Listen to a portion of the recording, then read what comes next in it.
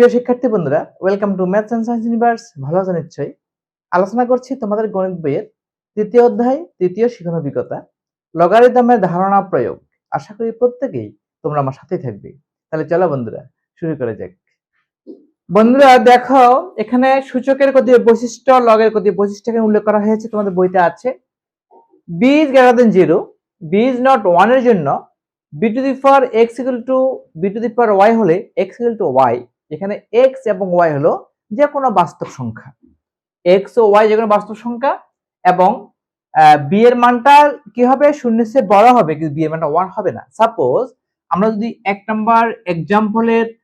Number ফর্মুলার example দিই, আমি লিখি যে 5 to the power x equal to 5 to the power y হলে x equal to y, লিখতে পারি x equal to y। অর্থাৎ ভিত্তিটা ডেফিনেটলি তোমার শূন্যের চেয়ে বড় হবে এবং 1 হবে না। 1 ছাড়া যে কোনো ভিত্তি হতে পারে, এটা হতে পারে যে কোনো তোমার ফ্র্যাকশন হতে পারে, নো প্রবলেম। ফ্র্যাকশন তো অবশ্যই শূন্যের চেয়ে বড় হতে হবে।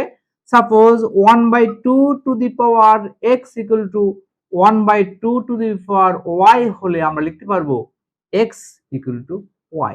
ভিত্তি যাই থাকুক কেন, ভিত্তিটা অবশ্যই শূন্যের চেয়ে বড় এবং ভিত্তি নট 1, ভিত্তিটা 1 হবে না। 1 ছাড়া যে কোনো ভিত্তি তুমি দাও না কেন, ডেফিনেটলি তোমার বিটা যদি তোমার কি হয়, বিটা যদি তোমার শূন্যের চেয়ে বড় হয়, তাহলে আমার x ইকুয়াল টু y লিখতে পারবো। ওকে, নাম্বার 2 দেখো, a is greater than 0, b is greater than 0, এটাও 0 এর চেয়ে বড়, বিটাও 0 এর চেয়ে বড়, x is not 0, এই যে এখানে x আছে, x এর মানটা কি নয়, শূন্য নয়। তাহলে তোমার আমরা লিখতে পারি যে নাম্বার 2 ফর্মুলার জন্য एग्जांपल ফর্মুলা দিতে পারি যে a to the power 3 equal to b to the power 3, এখানে এটাও শূন্যের চেয়ে বড়, বিটাও শূন্যের চেয়ে বড়, এটা অবশ্যই শূন্যের চেয়ে বড় হতে হবে। Anyway, a to the power 3 equal to b to the power 3 যদি হয়, আমরা লিখতে পারবো a ইকুয়াল টু b হলে আমরা লিখতে পারবো a ইকুয়াল b। এটাও শূন্যের চেয়ে বড়, বিটাও শূন্যের চেয়ে বড় হতে হবে। বুঝতে পেরেছো? ওকে, a সমান b লিখে যাবে। যদি a কিউব সমান b কিউব হয়, ডেফিনেটলি আর b সমান। Number 3, b is greater than 0, b is not 1 এর জন্য বিটা শূন্যের চেয়ে বড়, b এর মানটা 1 নয়, তাহলে b to the power x equal to 1 হলে x ইকুয়াল টু 0। আমরা যদি লিখি যেখানে নাম্বার 3 ফর্মুলার জন্য एग्जांपल যদি দিই যে 5 two the power 0 equal to 1, এখানে আমি লিখি যে x 5 two the power x equal to 1 হলে আমি লিখতে পারবো x ইকুয়াল টু 0। ঠিক আছে? কারণ আমরা জানি কোন সংখ্যার উপর পাওয়ার যদি তোমার শূন্য হয় আর ভ্যালু কত হয়, 1 হয়, অবশ্যই এখানে এই যে 5টা 1 হতে পারবে না, কারণ 1 এর পাওয়ার যে কোনো কিছু হোক না, তার ভ্যালু 1। আমি যদি এখানে লিখি যে 1 two the power x equal to 1 হলে x এর ভ্যালু ইজ নট 0 লেখা যাবে না। কারণ কেন লেখা যাবে না? কারণ হলো এখানে x এর পাওয়ার যে কোনো পাওয়ার হতে পারে, কারণ 1 এর পাওয়ার যাই হোক না কেন, তার ভ্যালু কিন্তু 1। সুতরাং এখানে x এর ভ্যালু শূন্য লেখা যাবে না, x এর ভ্যালু যে কোনো সংখ্যা, যে কোনো বাস্তব সংখ্যা হতে পারে। বুঝতে পেরেছো? সো এখানে অবশ্যই ভিত্তিটা 1 এর চেয়ে বড় হতে হবে। ভিত্তি ডেফিনেটলি 1 এর চেয়ে বড় হতে হবে। সবকিছু সূচকের ভিত্তি এখানে সূচকের বৈশিষ্ট্য আমাদের, কারণ আমাদের ভিত্তি আমরা লগের ক্ষেত্রে কখনো ঋণাত্মক ভিত্তি আমরা নিই না, সেই কারণে সূচকের ভিত্তিগুলো এখানে, এই যে এখানে ভিত্তি যা আছে, ভিত্তি এখানে ভিত্তি সবগুলো শূন্যের চেয়ে বড় ধরে নিয়েছি। বুঝতে পেরেছো? Anyway, 4 number, b is greater than 0, ভিত্তি বিটা শূন্যের চেয়ে বড়, x is not 0, x টা শূন্য নয়, সেক্ষেত্রে যদি হয়, তাহলে b to the power x equal to 1 হলে b equal to definitely 1। Suppose আমরা লিখি, আমরা এটা একটু মুছে দিই। 4 নাম্বার আমরা লিখি যে b equal to 1। সাপোজ আমরা যদি লিখি definitely 1 two the power x equal to 1 হলে ডেফিনেটলি b এর মানটা 1। এখানে তোমার x is not 0, x is not 0, x to the b to the power 1 বা 2 লিখলাম, b স্কয়ার সমান 1 হলে ডেফিনেটলি b ইকুয়াল টু 1 হবে। কি হবে? b ইকুয়াল টু 1, কারণ এটা হলো 4 নম্বর ফর্মুলার एग्जांपल, b স্কয়ার সমান 1 হলে b equal to 1, b cube সমান 1 হলে b equal to 1, b cube equal to 1 হলে b ইকুয়াল টু 1। অবশ্যই এখানে এই যে পাওয়ারটা আছে, এই পাওয়ারটা কি হবে? শূন্য ছাড়া যদি যে কোনো পাওয়ার হয় এখানে, তাহলে b এর মানটা কি হবে? 1 হবে।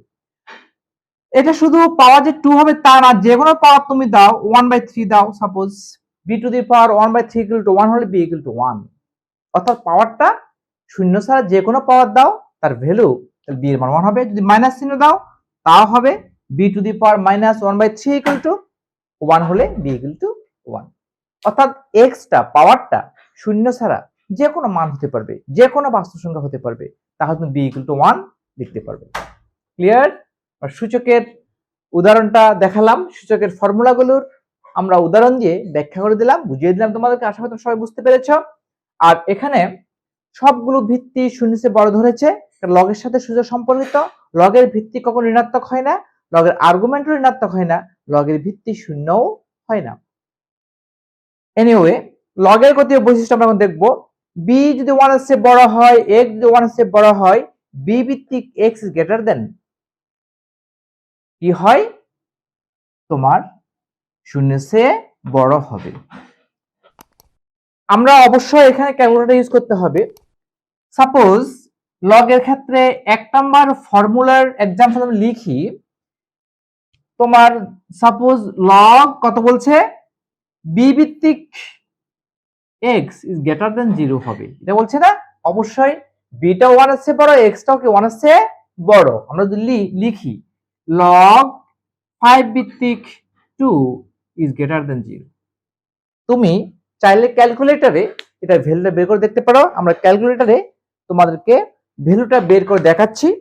আমাদের এখানে লগ একটা লেখা আছে, হ্যাঁ, a ভিত্তিক log x, a ভিত্তিক log x লেখা আছে। তোমাদের ক্যালকুলেটরে লগের একটা ফাংশন আছে, আর ভিত্তি দেব 5, ভিত্তি 5 এবং লগ দেব 2, লগ দেব 2, ঠিক আছে? সেই ক্ষেত্রে আমাদের অ্যানসার কত হবে? অ্যানসার হবে আমার ইকুয়াল টু যদি অ্যানসার আসবে তোমার লগ 5 ভিত্তিক 2 এর মান আসতেছে 0.43 ইজ অলওয়েজ গ্রেটার দেন 0। বুঝতে পেরেছো? ওকে, অবশ্যই এখানে হতে হবে বিটাও 1 এর চেয়ে বড়, তোমার এক্সটাও 1 এর চেয়ে বড়। ওকে, ঠিক আছে। এখানে 5 টা 1 এর চেয়ে বড়, 2 টা 1 এর চেয়ে বড় হতো। যদি হাফ দিই, হাফ যদি দিই তাহলে কি ঘটবে? এর ভ্যালু অবশ্যই শূন্যের চেয়ে বড় হবে না, এটা ডিফারেন্ট মানটা। আমরা দেখি মানটা কত আসে দেখি। তোমার 5 ভিত্তিক লগ কত? হাফ, লগ 1/2 ইকুয়াল টু 5 ভিত্তিক log half equal to -0.43, -0.43 is not greater than 0। বুঝতে পেরেছো বন্ধুরা? তাহলে আমাদের এখানে ভিত্তিটা 1 চেয়ে বড় হতে হবে, 2 টা 1 চেয়ে বড় হতে হবে, আর্গুমেন্ট 1 চেয়ে বড়, ভিত্তি 1 চেয়ে বড় হলে এই লগের ভ্যালুটা 1 এর চেয়ে বড় হবে। ওকে, যদি আমার ভিত্তিটা, এই যে ভিত্তিটা যদি 0 এর চেয়ে বড়, 1 এর চেয়ে ছোট হয়, অর্থাৎ এই ভিত্তিটা 0 এবং 1 এর মধ্যবর্তী হয়। সাপোজ 0 এবং 1 এর মধ্যবর্তী যদি হয়, 0 1 এর মধ্যবর্তী সাপোজ হতে পারে তোমার 0.7 ভিত্তি 0 ও 1 এর মধ্যবর্তী হয় এবং এক্সটাও 0 1 এর মধ্যবর্তী হয়।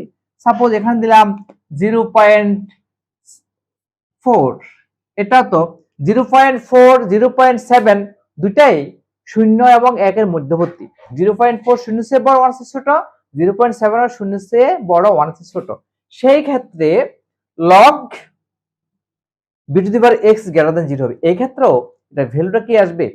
অবশ্যই এর ভ্যালু 0 এর চেয়ে বড় হবে। সেটা আমরা দেখি। এই ভ্যালুটা যে 0 এর চেয়ে বড়, আমরা ক্যালকুলেটরে ইউজ করে আমরা একটু বের করতে পারি। ওকে, এই ভ্যালুটা আমরা ক্যালকুলেটর ইউজ করে বের করি বন্ধুরা। লগ ভিত্তি কত? লগের ভিত্তি হলো 0.7 এবং আর্গুমেন্ট কত? 0.4 ইকুয়াল টু আমি দেখতে পাচ্ছি 2.57।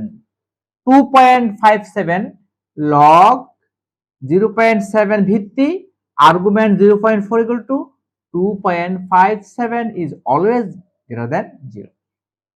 ঠিক আছে, কিন্তু লগের ভিত্তি যদি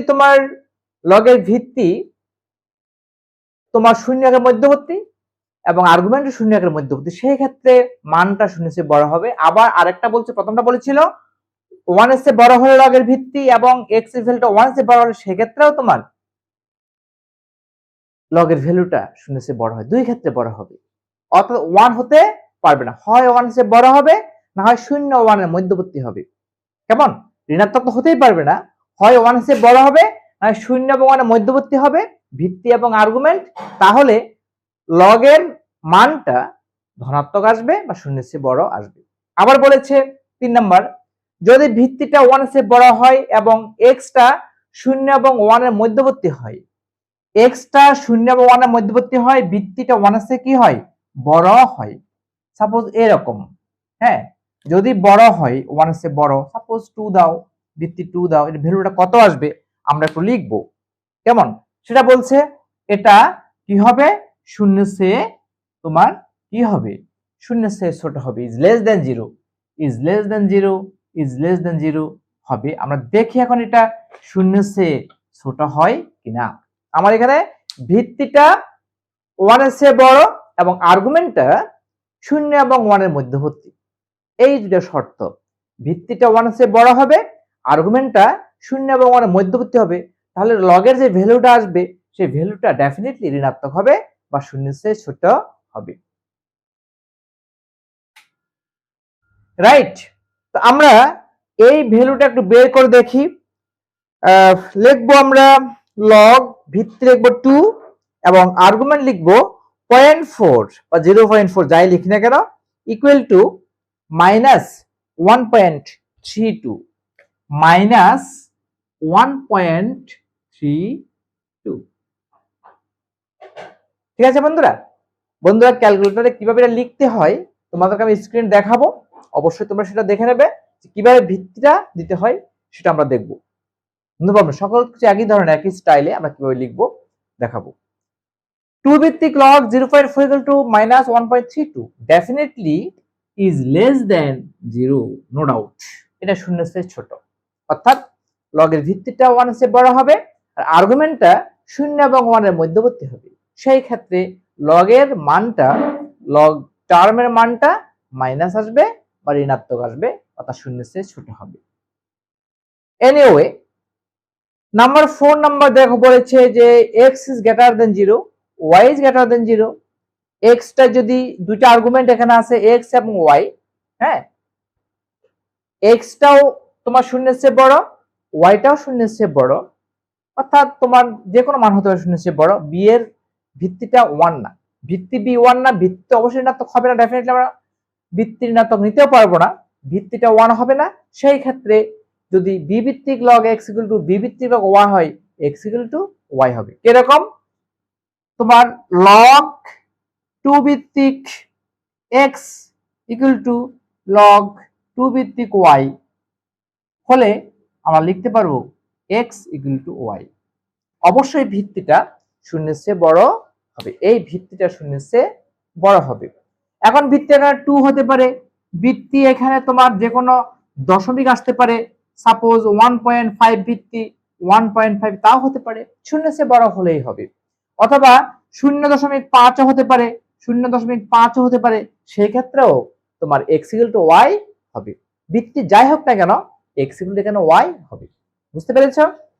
এখানে ভিত্তি যদি 1 দাও তাও হবে, অর্থাৎ শূন্যের চেয়ে বড় যে কোনো ভিত্তি নিলে হবে। ভিত্তি না দিলে আমি বুঝবো এখানে ধনাত্মক বা শূন্যের চেয়ে বড় যে কোনো ভিত্তি এখানে আছে। বুঝতে পেরেছ? ভিত্তি যদি ফ্র্যাকশন দিই এ ধরনের 1/2, এখানে ভিত্তি 1/2, তাও তোমার x equal to 1 আমরা লিখতে পারবো, কারণ ভিত্তিটা শূন্যের চেয়ে বড়। বুঝতে পেরেছ? এ হলো আমাদের সূচকের গতি বৈশিষ্ট্য, লগের গতি বৈশিষ্ট্য। এই বৈশিষ্ট্যগুলো নিয়ে আলোচনা করলাম, তোমাদেরকে এক্সাম্পল দিয়ে বুঝিয়ে দিলাম। আশা করি তোমরা সবাই বুঝতে পেরেছো বন্ধুরা। এই সূত্রগুলো ইউজ করে, এই বৈশিষ্ট্যগুলো ইউজ করে আমরা লগের সমস্যা, বিভিন্ন সমস্যা লগ সমাধান করতে পারবো, সূচকের সাহায্যে বিভিন্ন সমস্যার সমাধান করতে পারবো। এখানে প্রত্যেক ক্ষেত্রে ভিত্তিটা ধনাত্মক ধরে নিয়েছে, কারণ লগের ভিত্তি সবসময় ধনাত্মক হয়, শূন্যের চেয়ে বড় হয়, ঠিক আছে? সেই কারণে সূচকের ভিত্তিগুলো এখানে ধনাত্মক ধরে নিয়েছে। বন্ধুরা, আজকে এ পর্যন্তই। আমার ভিডিও তোমাদের কেমন লেগেছে? যদি ভালো লেগে থাকে অবশ্যই আমার ভিডিওটিকে লাইক করবে, তোমাদের প্রিয়জনদের কাছে, সহপাঠীদের কাছে আমার ভিডিওটি শেয়ার করবে এবং আমার চ্যানেলটিকে কোনো ক্রমে সাবস্ক্রাইব করতে ভুলো না। বন্ধুরা, ইউটিউব ভিডিওর ডান কোণের উপরে যে আই বাটন আছে, সেই আই বাটনটি ক্লিক করলে তোমরা তোমাদের গণিত বইয়ের সকল ভিডিও পেয়ে যাবে। এগুলো বের করে অবশ্যই প্র্যাকটিস করবে। বন্ধুরা, ভিডিওর ডেসক্রিপশনে তোমাদের এই শিক্ষণ অভিজ্ঞতাটির প্লেলিস্টে লিঙ্ক দেওয়া আছে, সেই লিঙ্কটি ওপেন করে তোমরা এই অধ্যায়ের সকল ভিডিও উপভোগ করতে পারবে। ধন্যবাদ বন্ধুরা, দেখা হবে পরের ভিডিওতে।